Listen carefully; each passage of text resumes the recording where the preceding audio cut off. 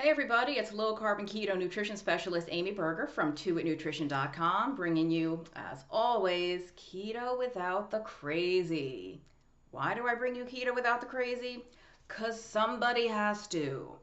Okay, before I get into today's topic, I want to remind you that I am on Patreon. Patreon.com/2itnutrition. There is a link below. If you don't know what Patreon is, nutshell version, it is a platform that allows you to support financially content creators that you like and enjoy. So people that do videos, podcasts, blogs, people that make artwork, who write poetry, video games, coding, all whatever the thing. It's a way for you to give back a little bit and show your support and show them a little love because it's every bit of content that people create takes time. It takes time and effort and okay. So, and also you will see for a whopping $5 US a month, $5. You get exclusive content from me that you don't get anywhere else. I do videos and audio recordings that are only for the patrons. They're not on this channel. They're not on my blog. And there's a once a week live Zoom call with me. It's a group call, it's not one-on-one, but it's a group discussion, Q&A, troubleshooting if you need help with keto. So $5 a month. It's way cheaper than a consultation with me, by the way, but I also do those, link below. Okay, minute and a half in. I do have notes, but this is notes for 3 videos. The notes for this video is only down here. This is a viewer request. I sent out a note on Twitter recently that I was kind of starting to run low on ideas for new videos, and I got a few good ones in response. So this one is about fullness on keto and never really feeling full. Great topic. I don't remember the name of the person who sent it to me, but whoever you are, I hope you see this because it's a great topic. Now, I did a video a few months ago on hunger on keto. How do you know when you're hungry? So I will link to that for sure below.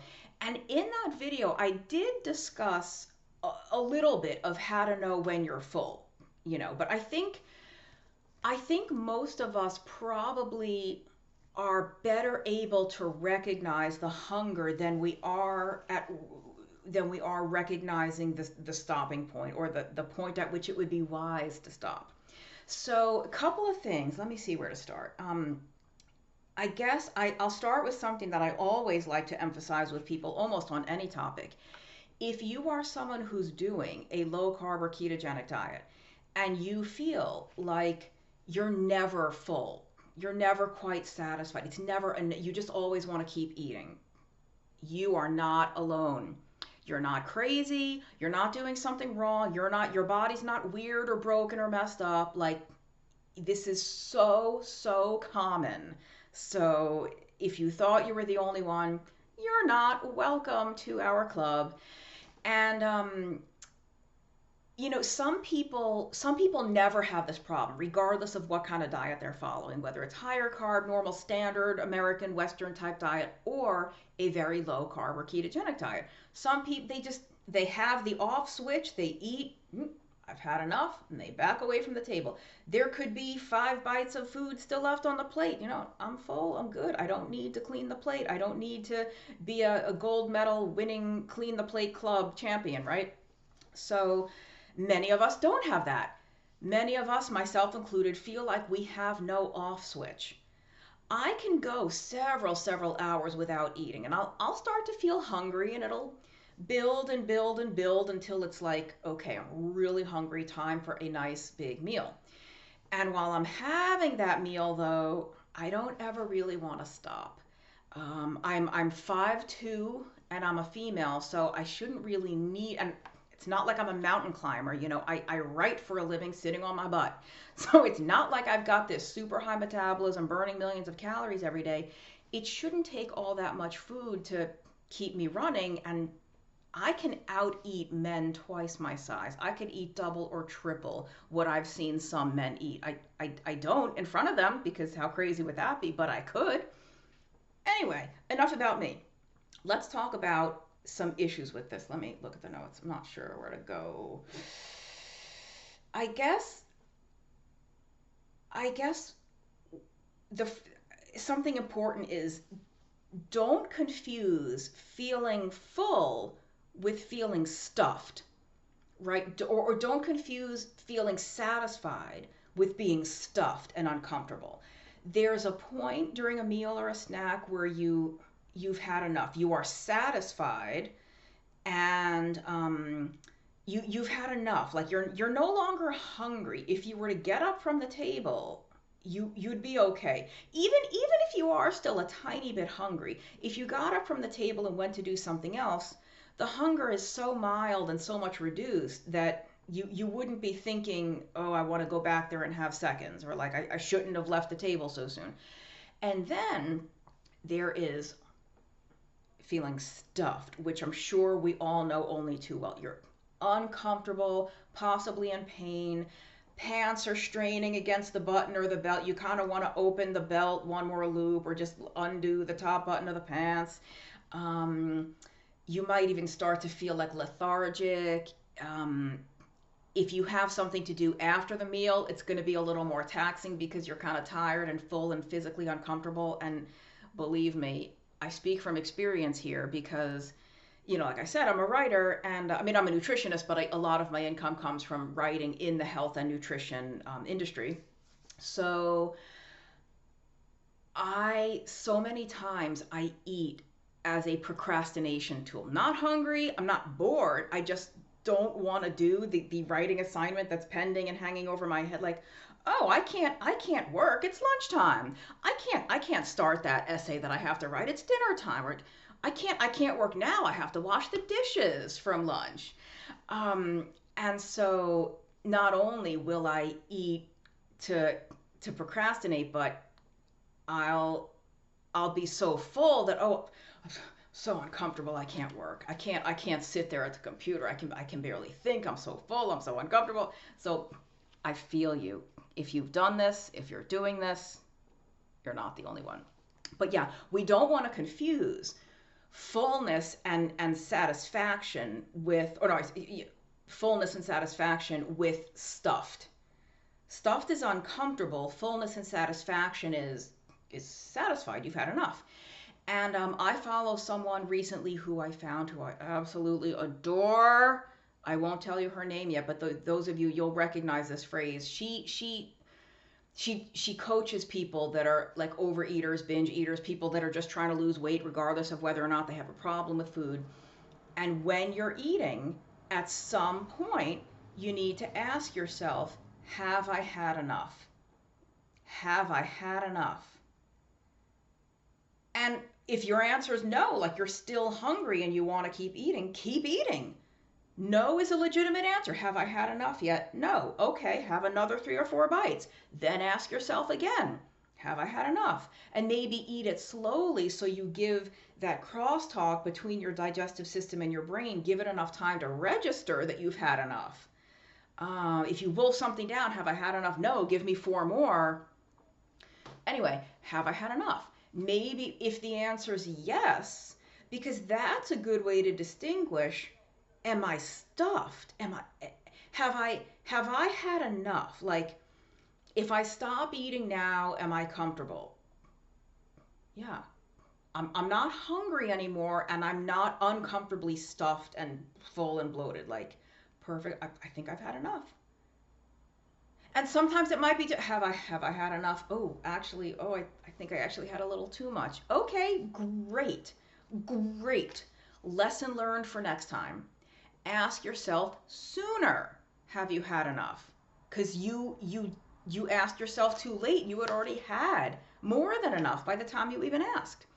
So yeah, just don't confuse comfortable satisfaction and appetite satisfaction. Your appetite is satisfied with being overly stuffed and uncomfortable.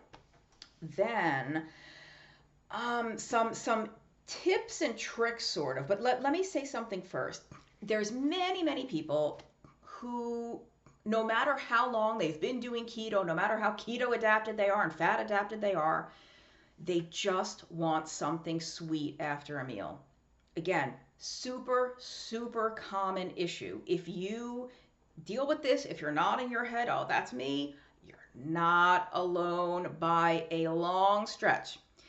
So, and usually it's dinner, usually it's the evening meal that we just want a little something sweet. Like we're not hungry. You're not hungry. You just ate a perfectly substantial sized meal. There's just something you want something sweet. And it for me anyway, it never happens after breakfast or your first meal of the day, whatever your earliest meal of the day is. It never happens at midday. It's at night. And if it's not right after dinner that you want like a desserty kind of thing, it's just later in the evening. You want a little something sweet. I don't know why. There's probably some kind of dopamine, serotonin, sunset thing going on. I don't know. I just know that it's really common. Some people don't, but it is very common and many people do.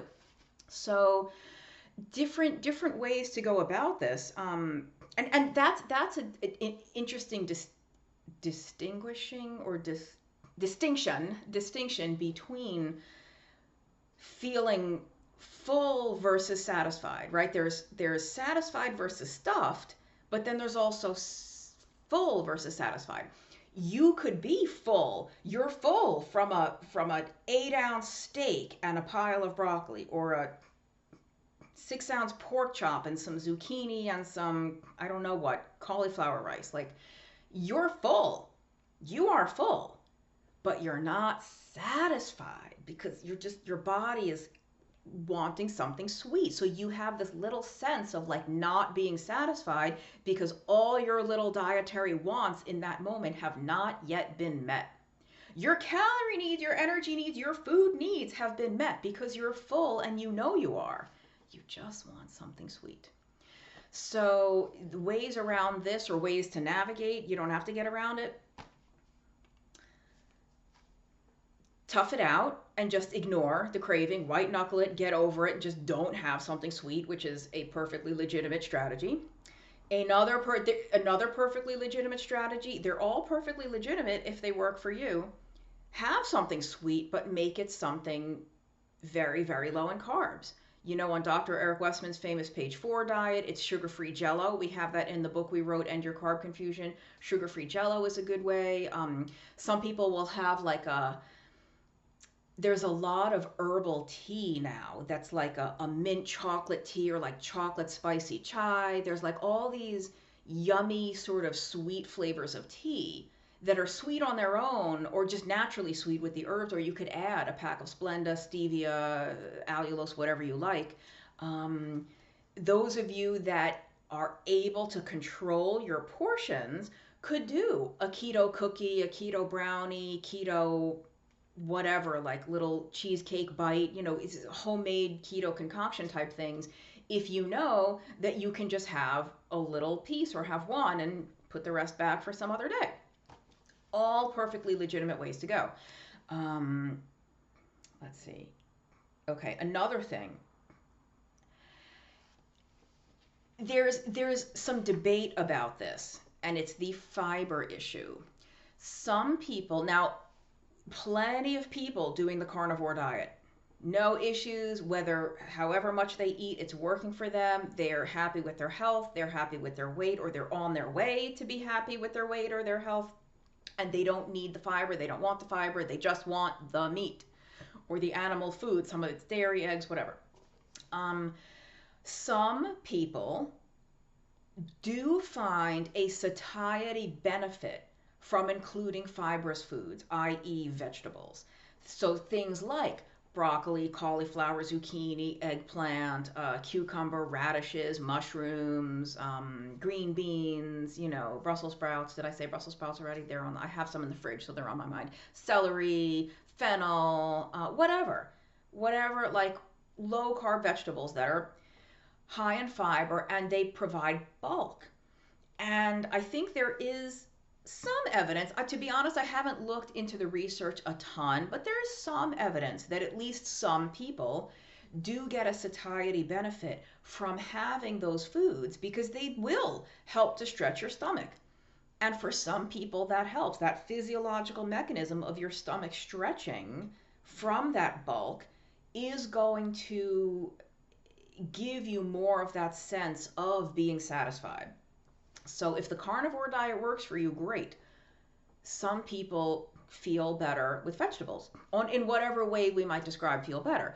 But I do, it's the rub I have, the difficulty I have with recommending more vegetables is that I know some people are ultra sensitive to even carbohydrate in the vegetables, and it's why in End Your Carb Confusion, our phase 1 food list, which is based on Dr. Westman's famous page 4, it's 20 total grams of carbs a day or less, or fewer I should say.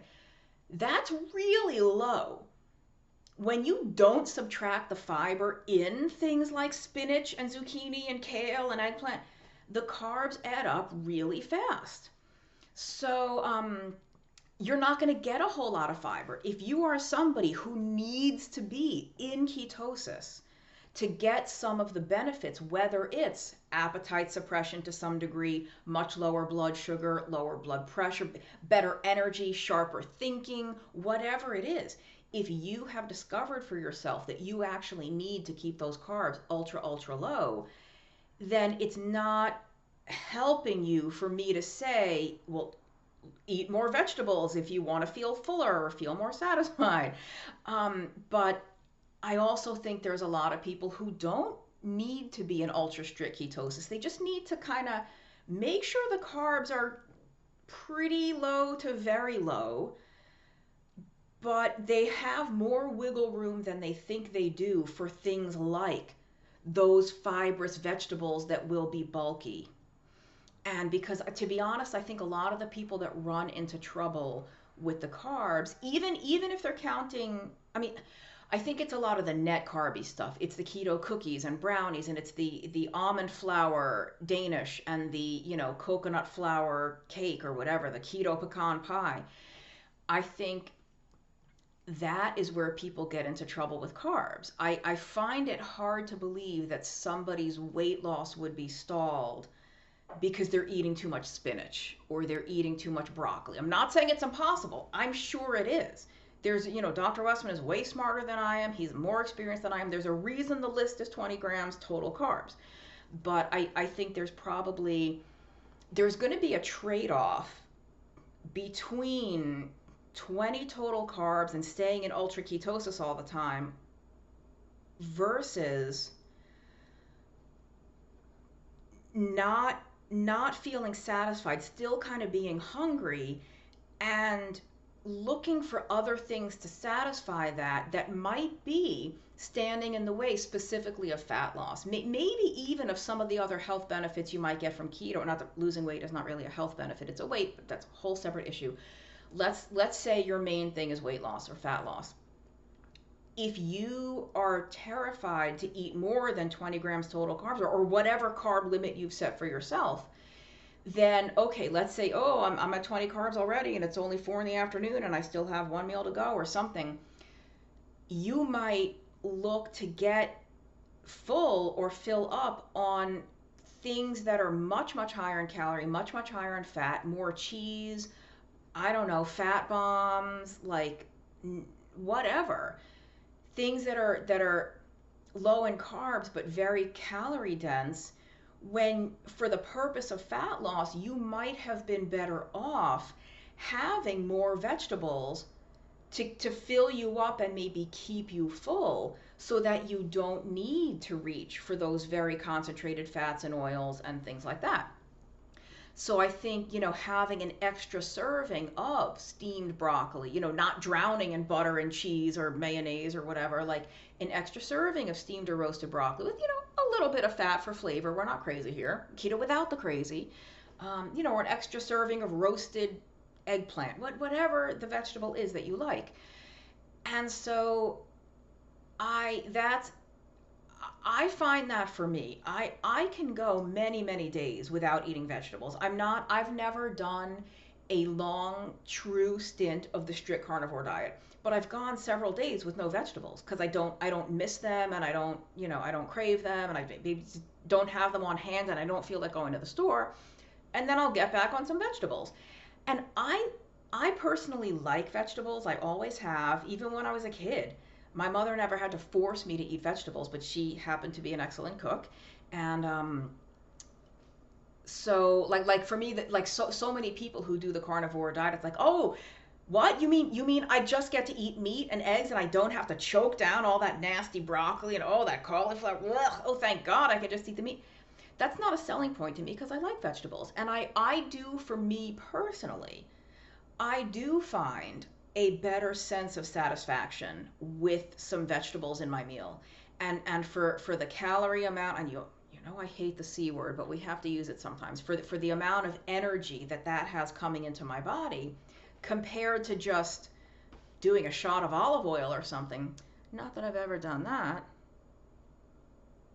Oh, okay, hi. Um, so I I think that's one way to get that sense of fullness is to experiment with more vegetables, but obviously keep it all on the low carb end of things. Um, I don't really believe in like filling up on water. I wouldn't want you to have like two huge glasses of water with a meal.